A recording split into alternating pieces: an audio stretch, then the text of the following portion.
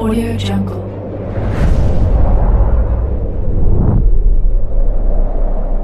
Yo, balik lagi bersama Mimin di Manpua TV. Kali ini kita akan lanjutkan pembahasan dari cerita I'm a Super Rich Guy, so it's reasonable for me to be a scumbag. Mimin infokan kembali bagi teman-teman yang ingin menonton video terbaru lebih cepat, silahkan bergabung menjadi member di channel ini dengan biaya 5.000 per bulannya. Jika tidak, teman-teman bisa bersabar lebih dulu selama 2-3 hari untuk menonton video tersebut. Tanpa berlama-lama, yuk kita masuk ke disclaimer dulu.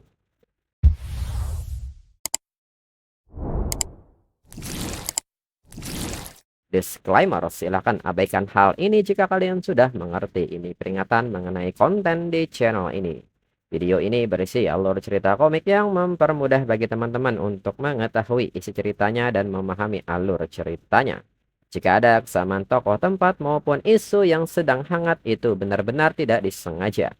Dan peringatan bagi teman-teman untuk tidak mencontoh atau meniru perkataan maupun perbuatan yang tidak baik yang ada di video ini. Karena cerita ini hanyalah fiktif belaka. Jika mengerti, yuk kita masuk ke ceritanya. Itu masih beberapa bulan sebelum putaran pembiayaan ByteDance berikutnya. Kalaupun dirinya hanya mendapat 1% sahamnya, itu akan menjadi kekayaan besar di masa depan. Dirinya benar-benar tidak boleh melewatkan kesempatan seperti ini. Lalu Qi Yuan pun seketika bertanya apa yang mereka berdua bisikkan saat ini. Dan Qi Yuan pun kini mengajak mereka mendekat dan minum. Gadis-gadis itu mulai tidak senang. Wang Chongming mengatakan bahwa Qi Yuan tidak akan mengerti apa yang sedang mereka bicarakan. Serta meminta Qi Yuan untuk main di tempat lain. Kembali Wang Chongming meminta Jiang Cheng untuk melanjutkan pembahasannya. Jiang Cheng mengatakan bahwa pada dasarnya itulah yang dirinya maksud tadi. Mereka perlu menemukan platform baru dan peluang baru. Jiang Cheng pun mengajak Wang Chongming untuk berhenti membicarakan hal itu untuk saat ini. Jiang Cheng segera mengajak Wang Chongming dan Qi Yuan untuk mengangkat gelasnya untuk minum. Qi Yuan pun membenarkan hal ini, mereka tidak boleh pulang sampai mereka mabuk malam ini. Lalu 2 jam kemudian Qi Yuan mengatakan bahwa dirinya menuju ke Ban bersama mereka. Apakah Jiang Cheng ingin datang dan memesan kamar di sana? Lingkungannya cukup bagus. Dalam pikiran Jiang Cheng dibandingkan dengan gadis-gadis yang dibawa oleh Qi Yuan, Xiao Yin, Wang Yiyan, dan Xiao Xiao semuanya memiliki skor 10. Jauh lebih lezat. Jiang Cheng mengatakan bahwa dirinya tidak perlu, dirinya telah menghubungi pengemudi yang ditunjuk. Qi Yuan bertanya soal pengemudi yang ditugaskan ini, apakah itu pria atau wanita? Jika wanita maka waspadalah, terakhir kali dirinya bertemu pengemudi wanita yang melecehkan dirinya. Biayanya 59 yuan, tetapi saat dirinya keluar mobil dia sudah mengambil uang sebesar 15.900 yuan. Jiang Cheng pun mengerti serta mengucapkan terima kasih atas perhatian Qi Yuan. Wang Chongmin pun kini pamit pergi dan mengucapkan terima kasih atas bimbingan Jiang Cheng. Mereka akan bicara lebih lanjut di pertemuan selanjutnya. Jiang Cheng pun mengerti. Di saat yang sama, Yin yang melihat ini pun nampak kesal dan bertanya-tanya siapa wanita itu. Mengapa selalu ada banyak begitu burung dan bunga yang berterbangan di sekitar Jiang Cheng? Yin pun segera keluar dari mobil dan menghampiri Jiang Cheng serta memanggil Jiang Cheng dengan sebutan suami. Dirinya di sini untuk menjemput Jiang Cheng. Lalu Jenny mengatakan kepada Jiang Cheng bahwa Jiang Cheng menyelamatkan dirinya dari banyak masalah malam ini. Dan mengucapkan terima kasih, dirinya akan meminta saran Jiang Cheng lain kali lagi. Jiang Cheng pun mengiyakan hal ini. Lalu saat di mobil, Yin bertanya kemana Jiang Cheng mau pergi sekarang. Jiang Cheng mengatakan bahwa itu sudah jelas ke tempat Yin. Yin pun mengatakan bahwa dirinya kira Jiang Cheng akan pergi ke rumah Zhao Ying. Jiang Cheng mengatakan jika Yin tidak mau, dirinya bisa pergi ke tempat lain. Jiang Cheng pun kini bertanya-tanya dalam pikirannya apa yang terjadi di bawah meja adalah menggoda. Tapi mengapa sikap Yin sekarang menjadi seperti ini? Ini harus dihentikan sejak dini. Yen Yen pun mengatakan bahwa dirinya hanya bercanda, jadi Jiang Cheng tidak perlu marah. Jiang Cheng mengatakan karena Yen Yen telah membuat pilihannya di awal, jadi Yen Yen harus memenuhi perannya. Jika Yen Yen menyesalinya, Yen Yen bisa pergi kapan saja. Yen Yen mengatakan bahwa dirinya tidak menyesalinya. Dirinya jatuh cinta pada Jiang Cheng, jadi dirinya menjadi sedikit serakah. Dirinya harap Jiang Cheng bisa sedikit lebih baik pada dirinya. Jiang Cheng pun bertanya apakah dirinya tidak cukup baik untuk Yen Yen. Apakah dirinya tidak memberi cukup harga diri di ruang siaran langsung. Yen Yen mengatakan bahwa Jiang Cheng sangat baik pada dirinya, tapi dirinya takut Jiang Cheng akan bosan pada dirinya dan melupakan dirinya. Jiang Cheng mengatakan bahwa selama Yen Yen patuh, tentu saja dirinya tidak akan melupakan Yen Yen. Yen Yen dengan tangisnya pun bertanya apakah Jiang Cheng akan menyukai dirinya. Jiang Cheng pun balik bertanya mengapa dirinya tidak menyukai wanitanya sendiri. Yen Yen pun mengatakan bahwa Jiang Cheng membuat dirinya sangat gatal di siang hari. Bisakah Jiang Cheng membantu dirinya menghentikan rasa gatal malam ini? Jiang Cheng pun mengerti jika demikian maka mereka harus segera pulang. Kemudian saat ini di kediaman Yen Yen, Jiang Cheng pun akhirnya mengetahui bahwa Yen Yen ternyata tinggal di apartemen seperti ini. Yen Yen pun meminta Jiang Cheng untuk tidak memandang remeh dan coba duduk dulu. Jiang Cheng mengatakan bahwa dirinya lebih suka melakukannya lebih dulu dan perang bantal pun terjadi. Lalu keesokan harinya Jiang Cheng pun bertanya, bukankah Yen Yen menangis karena lelah tadi malam? Bagaimana Yen Yen bisa bangun secepat ini? Yen Yen pun bertanya apakah Jiang Cheng lapar. Dirinya akan membelikan Jiang Cheng sarapan. Jiang Cheng pun meminta Yen Yen untuk tidak repot-repot melakukannya dan segera mengajak Yen Yen keluar dan makan bersama. Dirinya lihat tidak ada dapur di sini, jadi bagaimana Yen Yen makan setelah streaming? Yen Yen mengatakan bahwa dirinya biasanya makan mie instan atau dirinya pesan bawa pulang. Jiang Cheng pun seketika bertanya berapa harga sewa untuk tempat ini. Yen Yen mengatakan bahwa harganya 1.600 yuan. Jiang Cheng pun menyebut itu tidak mahal, hanya agak terlalu kecil. Yen Yen mengatakan bahwa Jiang Cheng terbiasa dengan hal itu, sulit menemukan sesuatu yang semurah ini di Shanghai. Dirinya harus mencari dalam waktu yang lama. Jiang Cheng bertanya mengapa Yen Yen tidak tinggal di asrama sekolah. Yen Yen mengatakan bahwa teman sekamarnya selalu membuat komentar sarkastik. Sejak dirinya mulai streaming, mereka membicarakan dirinya di belakang. Jadi begitu dirinya punya penghasilan, dirinya pindah. Dirinya tidak pergi ke sekolah kecuali untuk kelas. Dalam pikiran Jiang Cheng dengan penampilannya, wajar saja jika gadis-gadis lain tidak menyukainya. Yen Yen terlalu luar biasa dan dengan mudah mengalahkan semua orang. Jiang Cheng pun meminta Yen Yen untuk pindah serta cari lingkungan bagus yang dekat dengan sekolah. Jiang Cheng juga meminta Yen Yen untuk tidak khawatir soal sewa. Pilih saja apa yang Yen Yen suka. Yen Yen pun nampak sangat senang dengan hal ini. Yen Yen mengucapkan terima kasih dan dirinya akan pergi besok. Jiang Cheng menyebut bahwa lemari Yen Yen sangat kecil dan kosong. Bukankah seharusnya seorang gadis pada umumnya mempunyai lemari yang penuh dengan pakaian? Jiang Cheng segera mengajak Yen Yen untuk keluar dan dirinya akan membelikan beberapa barang untuk Yen Yen. Yen Yen pun mengatakan bahwa itu tidak perlu, Jiang Cheng sudah memberinya begitu banyak. Jujur saja, dirinya hanya ingin Jiang Cheng menyisakan sedikit ruang di hati Jiang Cheng untuk dirinya. Jiang Cheng pun mengatakan bahwa dirinya bisa memberi Yen Yen rumah dan mobil, bahkan cinta jika itu yang ingin Yen Yen dengar. Tapi tujuan dirinya adalah menaklukkan bintang dan laut. Dirinya harap Yen Yen bisa mengerti itu. Yen Yen pun mengerti dirinya mencintai Jiang Cheng. Selama Jiang Cheng tidak bosan pada dirinya, dirinya tidak akan meninggalkan Jiang Cheng. Jiang Cheng mengatakan bahwa dirinya mengenal Yen Yen dengan baik dan segera Jiang Cheng meminta Yen Yen untuk bangun dan ganti bajunya. Mereka akan segera pergi. Kemudian kini berpindah ke Plaza 66. Pelayan toko pun segera menyapa mereka berdua. Dalam pikiran pelayan toko, bukankah ini pria yang kemarin? Apakah ini pacar barunya? Pria kaya memang luar biasa. Namun itu bukan urusannya selama mereka datang ke tokonya dan berbelanja banyak itu tidak apa-apa.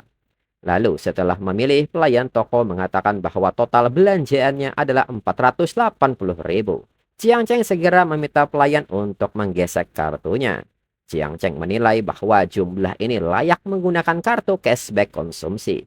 Dan segera Chiang Cheng meminta sistemnya untuk menggunakan cashback hingga notifikasi kini menampilkan keberhasilan Chiang Cheng menggunakan kartu cashback dan ini Chiang Cheng mendapatkan cashback 100 kali lipat hingga total yang diperoleh sebanyak 48 juta. Setelahnya Yin Yin pun bertanya apakah Chiang Cheng ingin teh susu. Dan di saat yang sama kini seorang pengemis kecil memandang ke arah Chiang Cheng dan Yin Yin serta mengatakan bahwa namanya adalah Hao.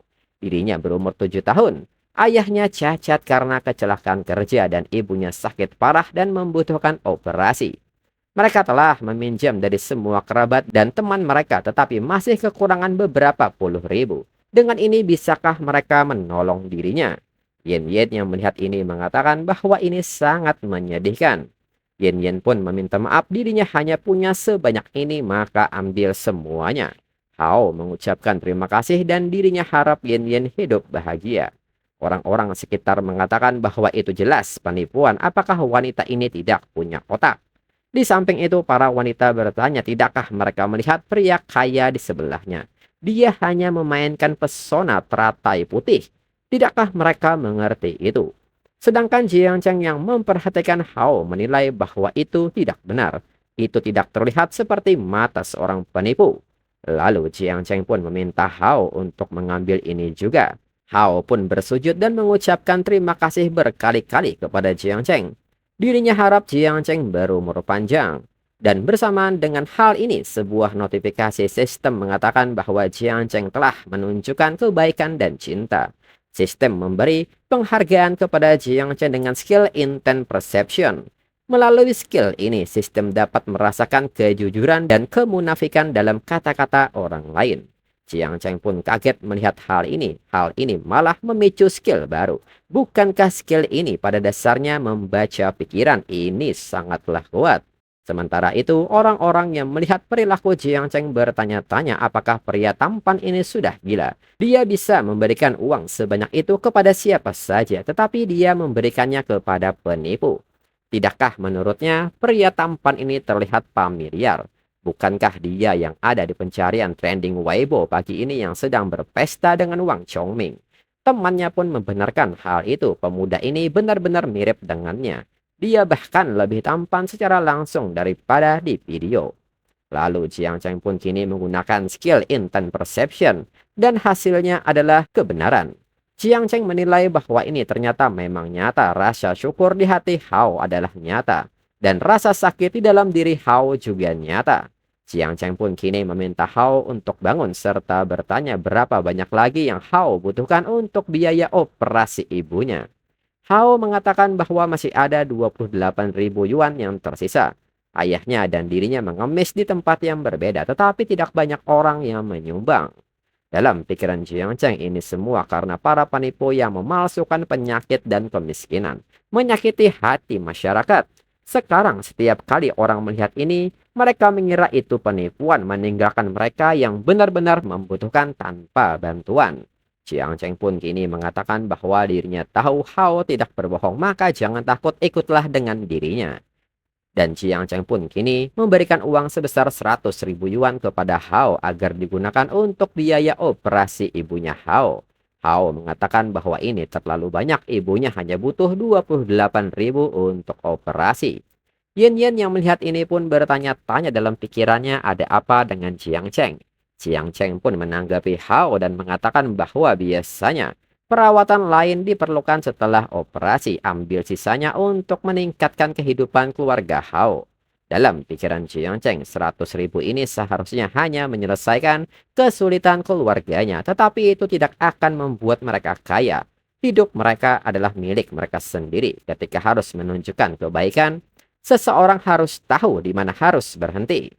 Hao pun mengucapkan terima kasih kepada Jiang Cheng. Saat dirinya dewasa nanti, dirinya pasti akan membalas budi Jiang Cheng dengan baik.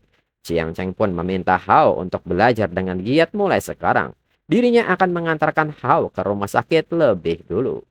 Kembali notifikasi muncul dan mengatakan karena Jiang Cheng berhasil menyelamatkan jiwa muda yang ditunjuk di dunia, memulihkan harapannya dalam hidup. Sistem memberi hadiah kepada Jiang Cheng berupa skill danger perception dan kartu informasi saham Amerika Serikat. Dalam pikiran Jiang Cheng, siapapun yang berkeliaran di dunia bela diri pasti akan terluka. Skill ini memungkinkan dirinya menghindari kemungkinan terluka. Jauh lebih hebat daripada skill persepsi dari sekarang. Ini praktis skill tingkat dewa. Lalu 1 jam kemudian di rumah sakit, Yin Yin mengatakan bahwa setelah melihat Hao dan ibunya yang sakit, dirinya tiba-tiba merasa bahwa membeli begitu banyak barang sangatlah boros. Jiang Cheng pun meminta Yin Yin untuk tidak terlalu banyak berpikir, lakukan saja apa yang ada dalam kemampuan Yin Yin. Lalu kini Jiang Cheng menerima telepon dari Qi Yuan yang memberitahu Jiang Cheng bahwa mobilnya sudah diperbaiki dan ada acara balap juga nanti. Qi Yuan pun kini mengajak Jiang Cheng untuk bersenang-senang. Lalu 1/2 jam kemudian Jiang Cheng segera menuju tempat Qi Yuan dan Wang Chongming. Qi Yuan yang menyapa Jiang Cheng mengatakan bahwa Jiang Cheng ternyata punya muka sebanyak ini. Biasanya Wang Chongming tidak akan datang ketika mereka mengundangnya ke acara-acara ini. Tetapi hari ini Wang Chongming datang begitu mendengar Jiang Cheng datang. Wang Chongming menanggapi ini dan mengatakan bahwa Qi Yuan seharusnya tahu dirinya tidak suka supercar. Qi Yuan meminta Jiang Cheng mendengarkan itu. Wang Chongming punya beberapa yang terparkir di rumah. Namun dia bilang tidak suka supercar. Lalu mengapa Wang Chongming membeli begitu banyak? Wang Chongming pun balik bertanya soal Qi Yuan yang membeli begitu banyak pakaian. Untuk apa Qi Yuan melakukan itu? Qi Yuan pun bertanya apakah pakaian dan supercar berada di kategori yang sama. Wang Chongming bertanya apakah ada perbedaan besar. Qi Yuan menyebut bahwa Jiang Cheng yang bisa bersikap keren, bisakah mereka melakukan percakapan normal. Yin Yin yang melihat pemandangan ini pun mengatakan bahwa ini pertama kalinya dirinya melihat begitu banyak model mobil. Apakah mereka punya semua model di sini? Qi Yuan memberitahu Yin Yin yang Qi Yuan panggil dengan sebutan kakak ipar bahwa mereka sudah memesan semua tempat hari ini. Yin Yin bisa test drive mobil apapun yang Yin Yin inginkan. Bahkan ada sesi balap wanita nanti. Yin Yin pun bertanya mengenai pendapat Jiang Cheng. Jiang Cheng mengatakan jika Yin Yin menyukainya, Yin Yin juga bisa balapan nanti. Yin Yin pun nampak sangat senang mendengarnya. Qi Yuan pun kini memanggil seorang pelatih untuk membawa Yin Yin ke sana untuk menguji mobil. Seorang pelatih wanita pun datang dan dia pun mengerti.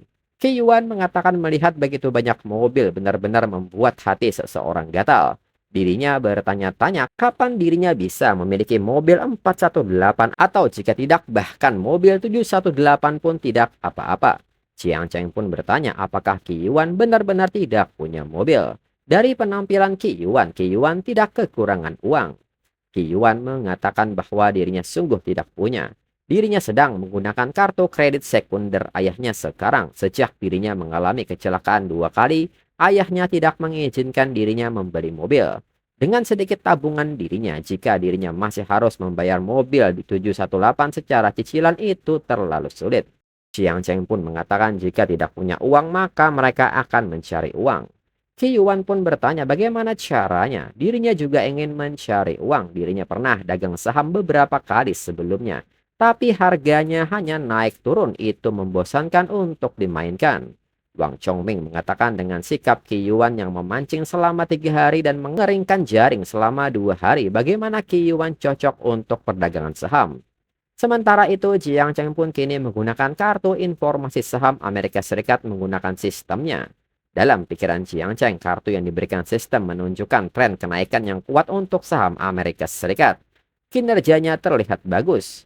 Jiang Cheng pun kini mengatakan bahwa perdagangan saham memang bagus. Uang datang dengan cepat. Qi Yuan pun kini bertanya apakah Jiang Cheng juga berdagang saham.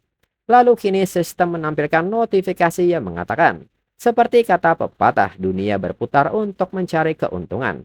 Mengundang teman untuk berpartisipasi dalam tren saham Amerika Serikat tunggal akan memberi hadiah kepada Jiang Cheng dengan 5 kartu cashback belanja dengan batas maksimal 2 juta. Jiang Cheng menilai bahwa hadiah sistem kali ini tampaknya tidak terlalu menarik. Tetapi yang penting bukanlah hadiahnya, melainkan mengumpulkan koneksi. jika dirinya dapat menghasilkan uang bagi mereka melalui pembagian saham ini. Dirinya tidak hanya dapat membangun jaringan, tetapi dirinya juga dapat menunjukkan kemampuan dirinya. Chiang Cheng pun kini menanggapi Qi Yuan dan mengatakan bahwa dirinya biasanya tidak bermain-main dengan ini. Tapi dirinya punya informasi orang dalam terbaru. Jika mereka melakukan perdagangan jangka pendek, tingkat pengembaliannya bisa melebihi 25%. Wang Chongmeng pun kaget mendengar informasi orang dalam ini serta pengembalian sebanyak 25% itu. Dalam pikiran Wang Chongmeng, di pasar saham dirinya akan percaya jika mereka mengatakan 3 atau 4 poin. Tetapi pengembalian setinggi itu terdengar tidak dapat diandalkan pada saat pertama kali mendengarnya. Qi Yuan pun bertanya dari mana Chiang Cheng mendengar berita ini, apakah ini dapat dipercaya. Keuntungan dari perdagangan saham biasanya hanya 4% paling banyak. Chiang Cheng mengatakan bahwa dirinya sangat berterima kasih atas pengaturan Qi Yuan selama 2 hari terakhir. Sebagai imbalannya, dirinya dapat memberitahu Qi Yuan dengan pasti bahwa saham ini hampir tidak memiliki resiko. Wang Chongmeng pun bertanya stoknya yang mana. Chiang Cheng mengatakan bahwa dirinya tidak bisa memberitahu detailnya. Jika Qi Yuan tertarik, Qi Yuan bisa menyerahkan operasinya kepada perusahaan investasi Xingchen miliknya. Dirinya hanya bisa bilang bahwa Qi Yuan tidak perlu khawatir. Ini jaminan untung tanpa rugi. Qi Yuan pun mengerti karena Chiang Cheng bilang seperti itu, maka dirinya setuju. Hanya saja dirinya baru menabung beberapa ratus ribu. Apakah jumlah ini terlalu kecil? Chiang Cheng menyebut ini agak kecil. Tetapi jika Qi Yuan menginvestasikannya, mengatur cicilan mobil 718 seharusnya tidak menjadi masalah. Qi Yuan pun bertanya berapa banyak yang ingin Chiang Cheng investasikan sendiri.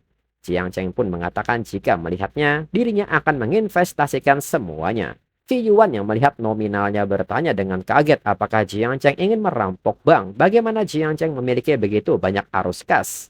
Wang Chongmeng mengatakan bahwa yang lain menyebut dirinya anak orang kaya. Tapi menurutnya Chiang Cheng lah orangnya. Chiang Cheng pun meminta mereka pikirkan ini baik-baik jika mau mereka bisa mentransfer uangnya ke perusahaan investasi Xingchen. Jika tidak, itu tidak masalah. Jangan biarkan hal semacam ini mempengaruhi persahabatan mereka. Dirinya hanya menyebutkannya secara sepintas. Wang Chongmeng pun mengerti dirinya akan berinvestasi 100 juta. Qi Yuan mengatakan bahwa Chiang Cheng berinvestasi 600 juta, Wang Chongmeng 100 juta, dan dirinya hanya punya 700 ribu. Ini benar-benar tidak mungkin. Dirinya harus mencari cara untuk mendapatkan lebih banyak uang. Qi Yuan pun bertanya bisakah Chiang Cheng memberinya sedikit waktu. Dan dirinya akan mengumpulkan dananya sekarang juga. Sementara itu, Yin Yin yang mendengar hal ini nampak kaget dan bertanya-tanya dalam pikirannya apa yang baru saja Qi Yuan katakan. Chiang Cheng dengan santai membeli saham dan menginvestasikan 600 juta. Yin Yin pun penasaran berapa banyak uang yang Chiang Cheng miliki. Latar belakang keluarga seperti apa yang Chiang Cheng miliki. Dirinya benar-benar tidak bisa membayangkannya. Dan untuk episode selanjutnya tunggu 1 sampai 2 minggu lagi. Sekian dan terima kasih.